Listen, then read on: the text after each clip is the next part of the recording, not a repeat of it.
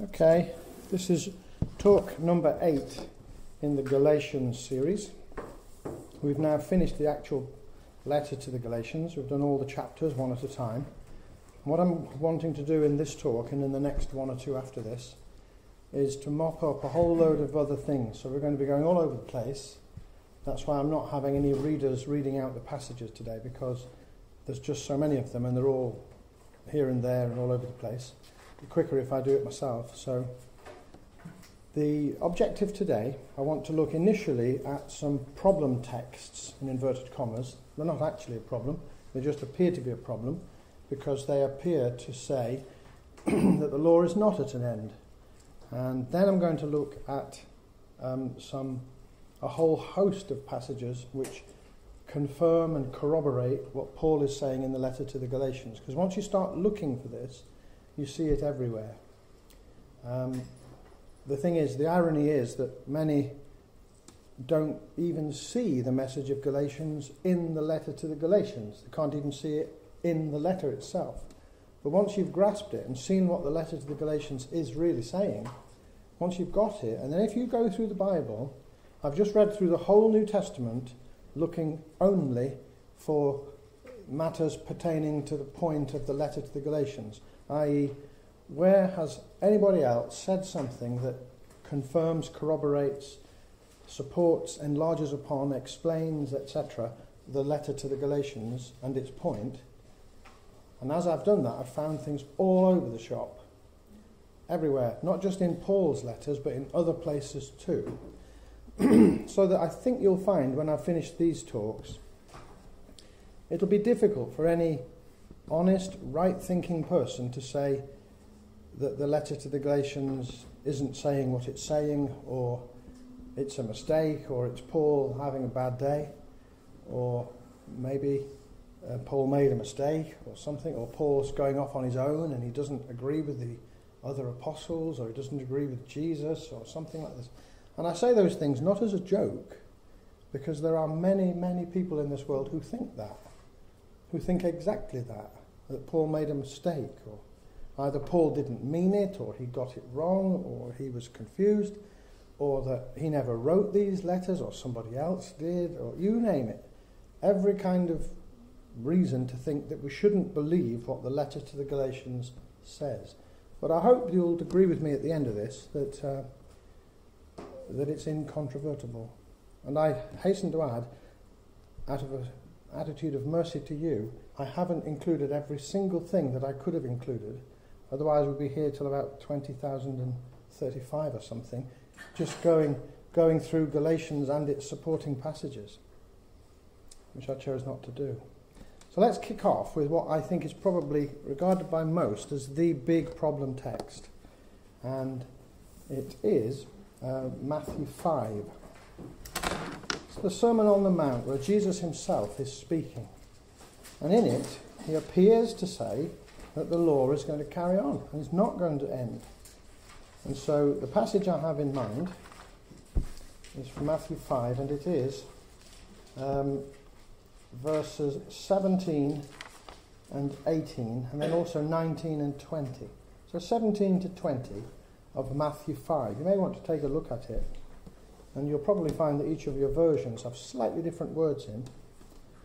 But here goes in the RSV, the Revised Standard Version. It says, verse 17, "Think not that I have come to abolish the law and the prophets. I have come not to abolish them, but to fulfill them." It says in verse 18, "For truly I say to you, till heaven and earth pass away, not an iota, not a dot," that's the little yod of the Hebrew language, "will pass from the law until all is accomplished." Let me just deal with those first, and then I'll deal with verses 19 and 20 afterwards. Okay, so you think, well, here we have a clear, emphatic statement. I mean, how could it be any clearer? He says he's not come to abolish the law. He's saying that they're going to carry on until the end, until heaven and earth pass away. So you might say, well, as many do say, that's why Paul has got it all wrong, because Jesus has overruled him. Jesus has said the direct opposite, you see. And that's a great argument, except for the fact that it's completely wrong. Because Jesus hasn't said the complete opposite. Not in the least. So what we need to do today with these particular verses, because I do want to focus in on these, because this is where people have the greatest trouble.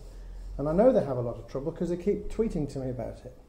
People keep tweeting to me these verses, responding to my comments about Galatians and so on.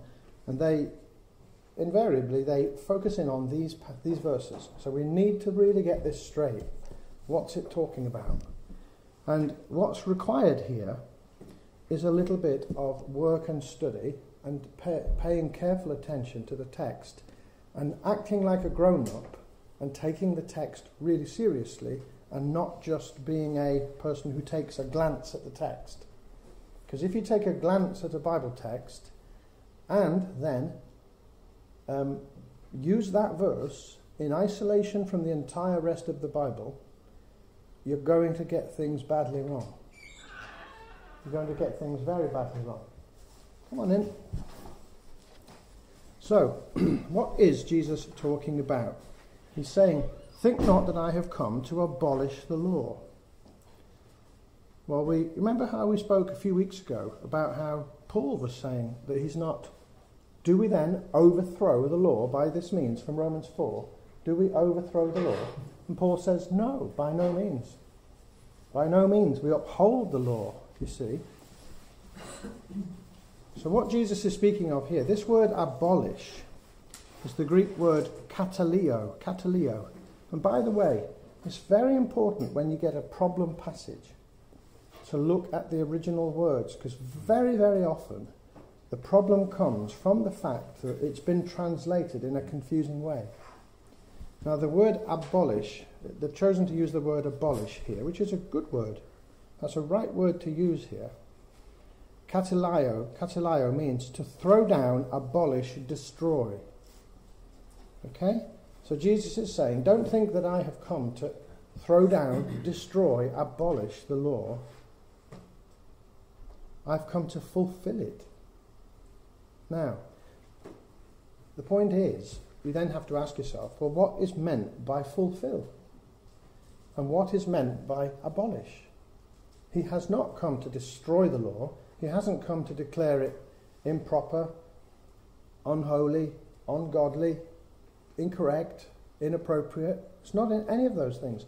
The law is completely perfect. Totally perfect. There's nothing wrong with it. It's a perfect thermometer and it's in perfect working order. It's just that a thermometer can't make you better. Do you see? So he's saying, I haven't come to destroy all the thermometers in the hospital. I've come to make you better, do you see? And that's what he's saying. So, he's come to fulfill the law. What does he mean? He means that through his perfect life, through a life of total obedience to the law, he has met every single one of its conditions and done every single thing that the law says. He has basically gone to the fairground and swung the hammer and hit the thing, and the thing has gone right to the top and hit that bell at the top. He's got an absolute perfect score. He's got a complete perfect score, which nobody else could do. He's met all the conditions of the law. Now that's one of the ways in which he's fulfilled the law, by completely meeting its conditions and in every way obeying it. So that's what he means in part. What else does he mean?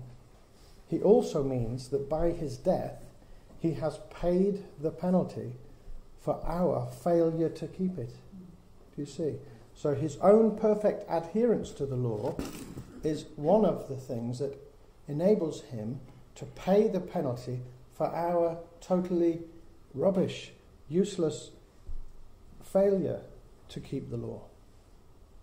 So what he means is, I have not come to declare the law to be a bad thing and to destroy it and put it in the rubbish bin and say that it's a bad thing and take a hammer to it and break it into pieces because it's no good. I haven't come to do that.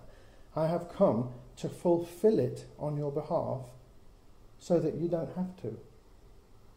Okay? And then he goes on in verse 18, he says, "For truly I say to you, till heaven and earth pass away, not an iota, not a dot, will pass from the law until all is accomplished." Now what does he mean?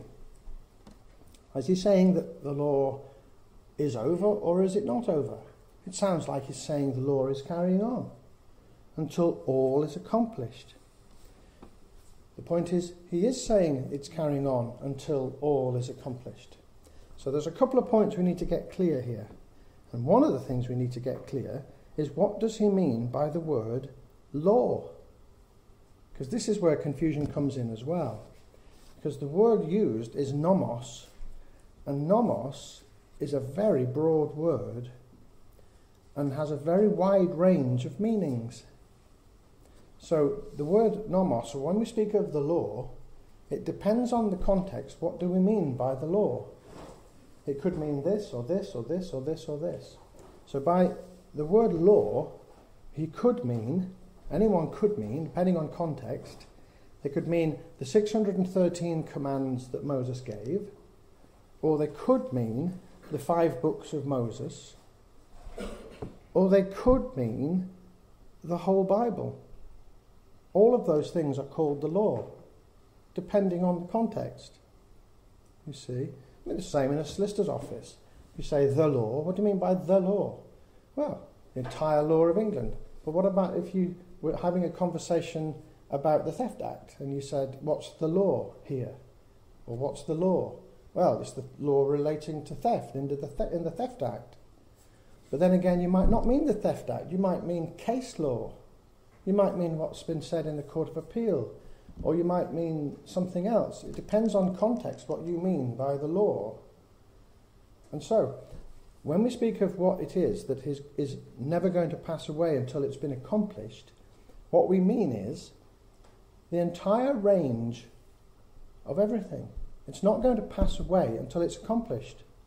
So, the 613 commands are not going to pass away until they're accomplished. The books of Moses are not going to pass away till they're accomplished. The prophets are not going to pass away till they're accomplished. The entire Hebrew Bible, which he was speaking of, and the entire New Testament is not going to pass away until it's accomplished. Okay, well then that brings you to the next question then. Well, when, how and where is it accomplished? Because we know that it's not going to pass away until it's accomplished. So, has it been accomplished? And the answer is, parts of it have. The parts that have been accomplished are the law of Moses. That's been accomplished. Jesus has fulfilled it. But the parts that haven't been accomplished are the remaining parts that still require to be dealt with, fulfilled. All the prophecies that aren't yet fulfilled. The book of Revelation, that hasn't been accomplished. All the prophecies in Isaiah and Ezekiel and elsewhere haven't been accomplished yet. But they're going to be.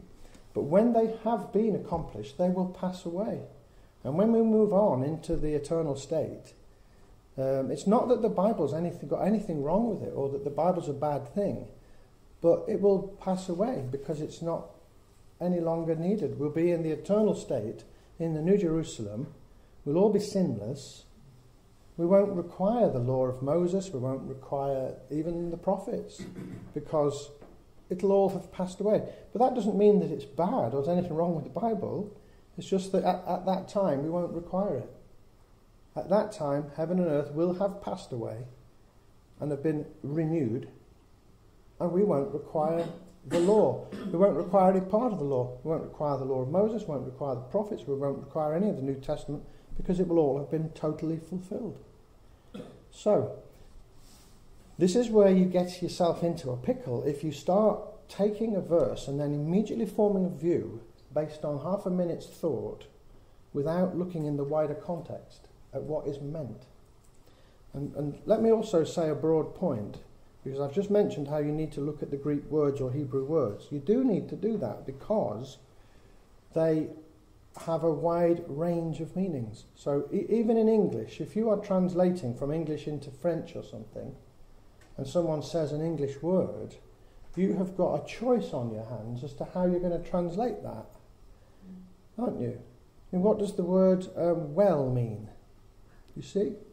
You could say, well, I'm not feeling very well because I've fallen in a well. Couldn't you? Now how are you going to translate that? You've got the same word 3 times. But you're going to translate it into French using 3 different words, aren't you? Now how about if you translated that into French, and on each occasion you used the French word for a hole in the ground with water in it? Don't you think it would look a little silly in French? You're going to have to use 3 words for our English word well, because you've got to. Because our English word well has at least 3 meanings, doesn't it? So it's the same in any language. You've got to look at the context. What is meant by the word in that context? You can't just say, I'm going to take this one meaning and apply it without regard to context or any other possible meaning or what the speaker meant. I'm just going to take it this way. You can't do that. You've got to look carefully. And so the other point as well, it's a general point to bear in mind all the time, is that anything said in the Bible needs to be understood in the context of the entirety of the whole of the rest of the Bible. And so what Jesus is saying here has to be understood in the context of the letter to the Galatians and Romans and Hebrews and Acts and James and a bunch of other things. You might think that can't be right, because how can anybody possibly do anything to qualify, modify, amplify what Jesus has said? Surely he outranks them. What he says, that's it. No, not at all. What Jesus said is neither more nor less than what they say. Everything that's said in the Bible is equal, because it's all God's word, which might sound obvious, but it's not obvious to people. And many people think that parts of the Bible are more important, less important, more authoritative, less authoritative than other bits. That's not the case. And so, first of all, you need to know that all the Bible needs to be looked at, all of it, and it's all equal in authority. But you also need to know that any one passage is modified by, qualified by, amplified by, explained by another passage. That's the way it is, because God chose to make the Bible a relational database. So every single verse in the Bible is connected by God's computer to every other verse. Do you see?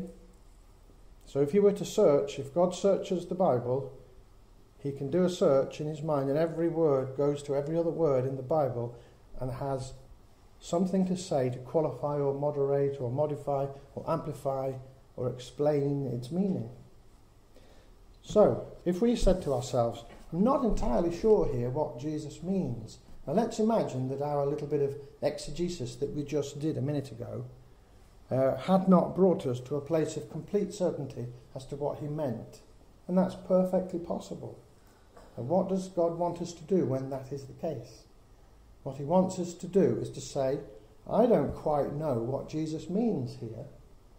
And the answer then is, what God will say to you is, okay, go to the entirety of the rest of the Bible, look at the whole of that, and then read this passage again in the light of the whole of the Bible from Genesis to Revelation. And everything else that's said elsewhere that in any way touches upon, amplifies, moderates, qualifies, etc., this passage, take it into account and use it to help you to understand this passage. Do you see? And you should do that all the time. Now that means 30 to 40 to 50 to 60 years of hard work. But that's the answer. So the answer to understanding the Bible is a good 60 years of hard work. That's the answer. Not a glance at a text. 60 years of hard work, that's all you need to do, and you will be able to do it, you see. I'm halfway there now. I've done 34, another 26 years, and I'll be all right. So that's what you need to do. So it's a little like this. It's very much like this. Imagine that you are reading a statute or a case. If you're a lawyer reading something, you want to advise a client, you'd be absolutely reckless and negligent if you were to say, well, this passage here says this, so the law therefore is this. No way does it can you say that? So you take this section or this statement by Lord so-and-so or High Court Judge so-and-so. Okay, you take this. That is not the law. That's part of it. You have to look at that section or that passage by this judge or that piece of legislation and then look at it in the light of the whole of the rest of that Act of Parliament, and look at something said by a judge has to be read in the light of the entire judgment, which might run to 50 pages. You can't just go to page 27 where Lord Denning says something and then rely on that as if that's the position. No. The entire 50-page judgment is what Lord Denning is saying, not that little paragraph. So that little paragraph needs to be understood in the light of the entire judgment. Do you see? So let me give you an example, give you an example. If you were to say, let's imagine you were to say that it's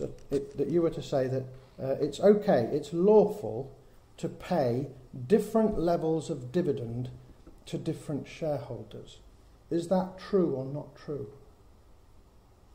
The answer is it's true. You can pay different levels of dividend to different shareholders.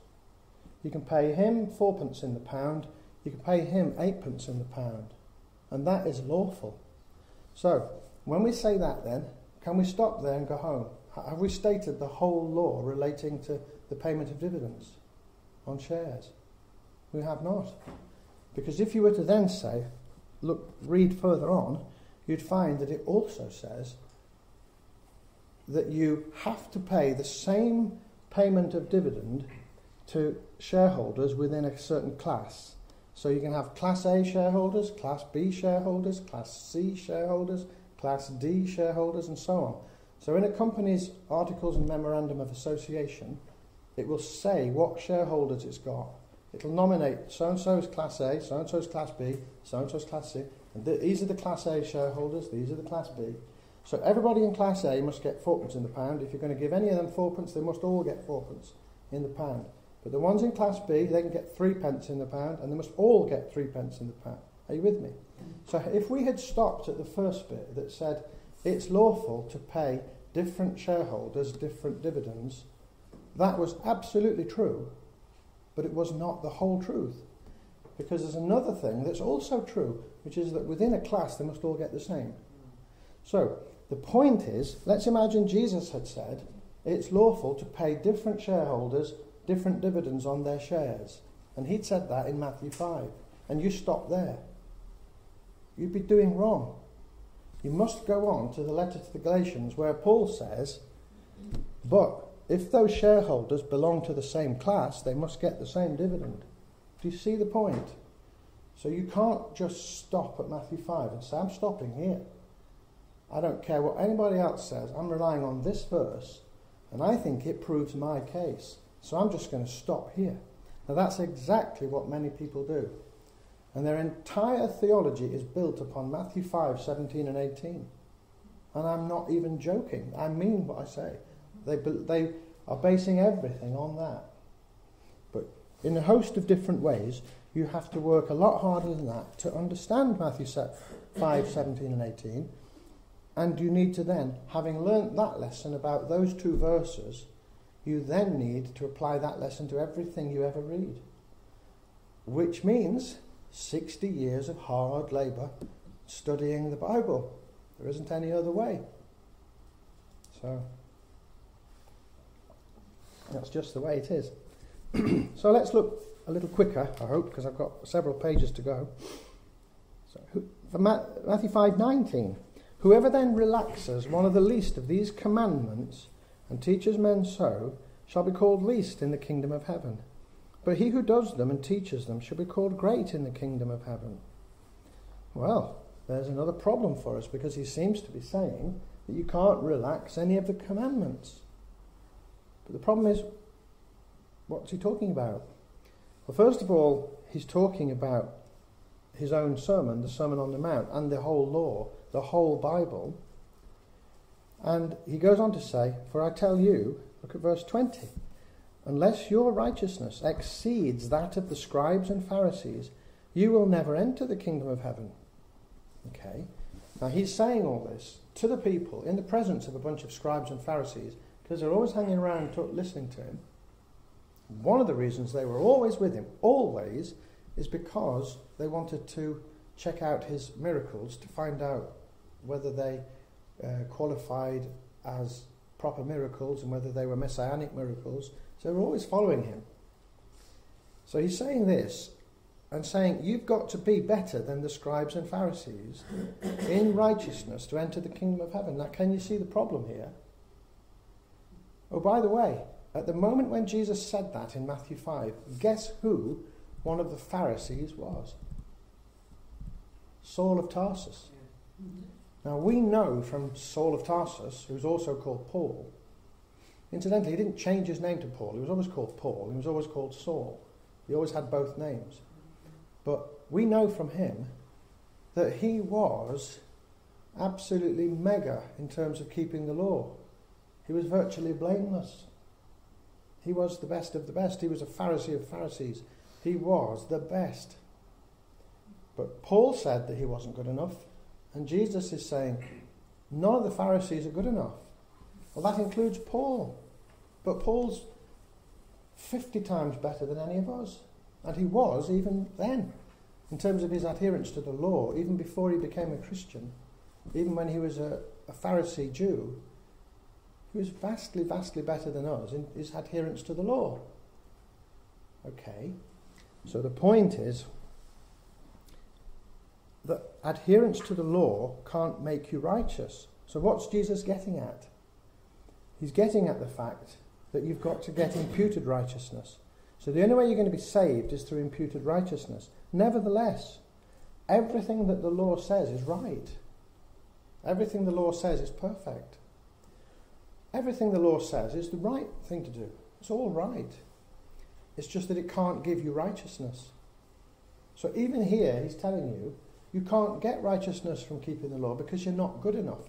And we're going to see that point coming up again and again and again.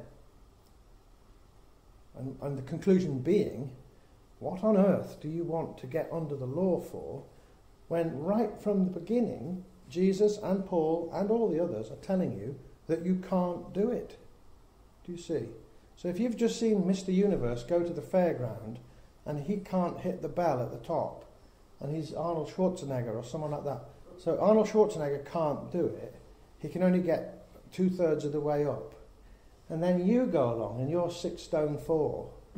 Well, why are you going to have a go at the fairground when Arnold Schwarzenegger can't do it? So what? Why are you striding up saying, come here, let me show him. I'll tell you, I can do it. I want to be the person who can. Well, if he can't do it, you can't do it, you see. But there's nothing wrong with the device at the fairground. There's nothing wrong with that. It's just that you're too weedy to do it. And so's he. Do you see? So there's nothing wrong with the commandments. They aren't wrong. But they're not the means by which you can achieve righteousness. Okay. I'm going to speed up a touch now. Otherwise we will be here for a couple of years. So let's look at Luke as well. Luke 16 is another one of these problem passages. Luke 16, verses 16 to 17. Again, it's Jesus speaking. The law and the prophets, were until John. Since then, the good news of the kingdom of God is preached. And he goes on to say, but it is easier for heaven and earth to pass away than for one dot of the law to become void. Well, it is. Not one dot of the law can become void unless what? He's told us in Matthew 5 how it will end when it's accomplished. So not one dot of the law will ever be void or ended until what? Until it's accomplished. You see? So it's not inconsistent to say that these things can't pass away when he's told you already that they will pass away when they are accomplished. And we're told elsewhere that the law of Moses was fulfilled and accomplished by Jesus' death, and his prior to that by his perfect life. Now, if you're going to rely on one line of the Bible to say that the law has not been abolished, you're duty bound also to look at other lines, even within the passage, that say that they will nevertheless pass away when they're accomplished. And then, when you read that line, you're under a duty to say, well, have they been accomplished? If so, where, how, and which parts have been accomplished? So what you can't do is say, no, I like this line that says that nothing will pass away. I'm going to stop there. I'm not going to have the bit that says until all is accomplished. I'm going to leave that bit out because I don't like that line. I like the line that says not one jot or tittle will pass away. I like that line. I'm staying with that line. Now, I only exaggerate a tiny bit. That is pretty much what millions of people do. They take a line, they like a verse, and they stick with it, and they don't want to moderate it in the light of anything else. So, Jesus says in Luke 21:33, heaven and earth will pass away, or they will, but my words will not pass away. Well, the words that Jesus has spoken will not pass away, but they will be accomplished. The things that he's said and others have said will be accomplished, but they're not going to become in any sense wrong or inappropriate or come as if they ought not to have been said, but they will be accomplished. All his words will be accomplished. Okay. Well, I've looked at some problem passages. Now, mostly what we'll be doing is looking at verses which I think corroborate and confirm Galatians. Okay. So this is we're going to go on a bus tour, and I'm going to be pointing out things as I go along. I'm going to say things on tape, and you can look them up afterwards, because there's not going to be time for you to keep turning the page and looking at all these, because I'm hoping to go fairly rapidly. So, John 7, verse 19. John 7, verse 19. It says, did not Moses give you the law? This is Jesus speaking. Yet none of you keeps the law. Okay? And then he's speaking here to the Pharisees mainly. And he says, why do you seek to kill me? So he's saying, none of you keep the law. Now, why are we arguing about whether it's possible to keep the law, or whether we should keep the law, when Jesus himself is telling us that nobody's ever kept the law except him? And he's saying to these people who are Pharisees, and don't get the mistake, an idea that thinking that if someone's a Pharisee, that means he's not a believer, or he's really rubbish, or he's just no good. Not in the least. The very best of the Jews were Pharisees. They're the best. And the word that we would use today in the modern church would be evangelical. So we'd say, and then you would say, so Jesus turned to the evangelicals and said, that's what we'd say today. Meaning, in the crowd you had some liberals, you had some wishy-washy social gospel people, you had some Pentecostals, you had some evangelicals, and Jesus turned to the evangelicals and said, that's what it means when he says to the Pharisees, okay? You mustn't picture them as being the lowest of the low. They're the top, they're the best. What he's saying is, you are the best, and you say you're the best, and in many ways you are the best, but you're not good enough. Do you see? You're not keeping the law. And so, in any case, I mean, what Jesus is saying is a complete statement of the absolutely blindingly obvious. But be that as it may, for what it's worth, he's actually saying it as well. So not only is it completely obvious, Jesus is saying water is wet, the sky is blue. It's totally obvious, but nevertheless, he's saying it. He's saying you don't keep the law. Well, if they don't keep the law, what are you doing wanting to be under it when they can't keep it and don't keep it? Do you see? So we don't have to get to the letter to the Galatians to realise that the law is not the way to get righteousness. It's already being made plain to us here. But look, later on in John 14, 21 and onwards to about 24, I'm not going to read it all out, but in 21 he says, he who has my commandments and keeps them, he it is who loves me. Okay, now, what's he talking about? His commandments. Well, he's talking about the things that he says, the things that his word says, the law of Christ. And we're going to go on a little later to talk about what does the law of Christ mean. But essentially, it's the Bible from the perspective of a grown-up who's a believer, who's saved, who's justified, and who's looking at the Scripture and applying it as a grown-up, applying God's Word. That's what we mean. It's not a set of rules, it's obeying Jesus' commands, applying his principles, applying what he says. So he who has my commandments and keeps them, he it is who loves me. Right, so what do you get by keeping the commandments of Jesus? What do you achieve if you do it? And what you achieve is that you show that you love him. You do not show that you have righteousness, neither do you earn any, neither do you gain any or achieve any. What do you do then? You show that you love him. So, the test of whether you love Jesus Christ is whether you obey him. But the operative word is love, not earn righteousness. So, if you're testing for your love of Jesus Christ, just look at whether you obey him. That tells you whether you love him or not. It does not tell you whether you're righteous. Neither does doing so make you righteous. It does make you sanctified, but it doesn't make you righteous. It does make you mature, but it doesn't make you righteous. It does make you faithful, but it doesn't make you righteous. It does make you a disciple, but it doesn't make you righteous. So obeying his commands has many advantages and purposes and signifies many things, but the one thing it doesn't do or signify is that you're righteous. Do you see? So what I'm hastening to add, of course, is that we're supposed to obey Jesus Christ. So by saying we're not under the law, that's not to advocate the position that we don't have to bother obeying him. We don't have to do as he says. That's not what it means at all. You do have to obey him. You have to obey him for all sorts of reasons. One is that he's the Son of God. Another is that he's right. Another is that he's our judge. Another is that he's God. Another is that it's going to make us grow in maturity. Another is that it's absolutely beneficial to everybody if we do. There's loads of reasons why we should obey him, but there's one reason that's not a reason why we should obey him, and that is it's not going to gain us any righteousness. That's the point. So there's 101 reasons why you should obey Jesus Christ, but there isn't one called in order to gain righteousness, because it's not going to do that. Is everyone getting this? This is the point.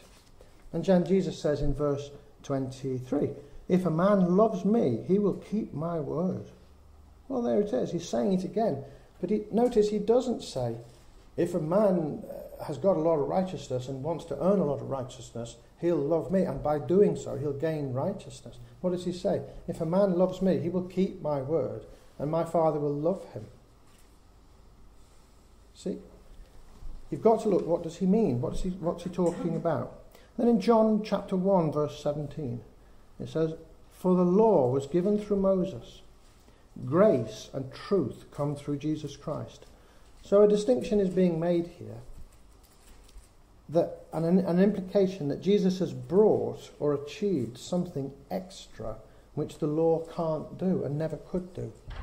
And that's what we're going to go on to establish. So even here in John 1, we're seeing a distinction being made between the law, which achieves a certain thing, and then grace and truth, which Jesus Christ has brought, which achieves something else, because it's not the same thing. All right, now I'm going to make a diversion here to talk about a thing called the oral law, because this is another thing that causes people loads of confusion. I think I'll do this and then I'll probably break. So the oral law, what are we talking about here? The oral law is thousands, literally thousands, of extra rules and regulations that the Jews made in addition to the law of Moses. So the law of Moses is 613 commands, every one of which Jesus obeyed perfectly at all times. The oral law is about, well, I don't know how many, nobody probably knows how many, thousands of other rules that you're supposed to keep to help you to keep the law of Moses. So what they did, and in a sense it had some sense to it, It was well intentioned. It's called building a hedge around the law. So what it means is that in order to not break this law, why don't we make another law that says that you can't even go near to breaking the law? So let's imagine the law said you must not go and stand at the cliff edge at Dover. That's what the law of Moses said. Imagine it said that. All right, so that's what the law of Moses says. Well, what are you therefore forbidden to do by the law of Moses? You're forbidden to go to Dover and stand at the cliff edge. All right. Well, what would the Jews do? They'd say, well, where exactly is the cliff edge? What we better do is make another rule that says, under the oral law, this is the law passed on by word of mouth, although Moses said that, we're going to say, don't go even within 100 yards of the cliff edge. Now this is oral law now. Moses didn't say go within 100 yards of the cliff at Dover. They're saying it. Okay, then they say, someone else comes along and says, hang on though, how can we be sure that when Moses said the cliff edge that he was being that broad? Maybe he meant more. How can we be sure that 100 yards isn't too near to the cliff? And also, what if there's a cliff fall and you're standing 100 yards from the cliff and some of the rock falls away and all of a sudden you're only 50 yards from the edge, and then you could be too near the edge according to the law of Moses. So what we'd better do is say, let's not go within 500 yards of the cliff edge at Dover. And then another man comes along and says, yeah, but how do we know 500 yards is enough? We better say a mile. And then someone says, yeah, but hang on. The best thing to do is not to go to Dover. Well, someone says, yeah, that's true. Yeah, but how do we know that Dover's good enough? What about the entire county in which Dover is? You better not go to the county in which Dover is situated. So now the oral law, over the centuries, builds and builds, and this is how the kosher rules built. The whole kosher rules were vastly, vastly amplified by the Jews to be far bigger than they were meant to be. You know, you mustn't, where it speaks of, and the whole thing about not mixing dairy and meat is completely, absolutely silly. All to do with you mustn't boil a kid in its mother's milk. So what did they do? They said, this is oral law, you mustn't boil a kid in its mother's milk is what the law of Moses says. And what he means is, don't do that because it's an occult practice. Don't do it, it's wrong, it's occultic. So what do they say? They lost the sight of what he meant, and they said, well, they think he's just talking about milk and goats. He's not bothered about milk and goats, he's bothered about occult practice. So what they said was, let's not do anything at all to do with milk and meat. Any kind of meat, not just goats, but any kind of meat. Because how could you be certain that, they thought, what if you had a plate, and on that plate there was a little bit of cheese, and then later you put that in the dishwasher, but it doesn't all get taken away. There's a little tiny bit of cheese on that plate, and then later you come to have some meat, and the meat that you have could be, just could, it could be a part of the kid that came from the goat that gave the milk that went into the cheese, that went onto the plate, that didn't get taken off by the dishwasher. And then you have a bit of goat on that plate, and the goat meat gets mixed up with that little crumb of cheese, and then into your stomach it goes, and in your stomach it gets boiled up, and it gets burned up in your stomach, and it's being boiled, and it's being boiled in its mother's milk. Okay? Now, literally, I'm not joking or making fun. Based on that, the whole separation of milk and meat was brought about. So if you go to a Jewish hotel, first time I went, I didn't know this, and I walked in, you get milk in the morning, you go in the evening, there's no milk. You can't get milk in your tea or coffee or anything. And I went to ask for some and found out that there isn't any. So I learned about the law of Moses and the oral law firsthand. So you have to realise there's no milk in the evening. Why? Because it might break this. Do you see? Does everyone get this?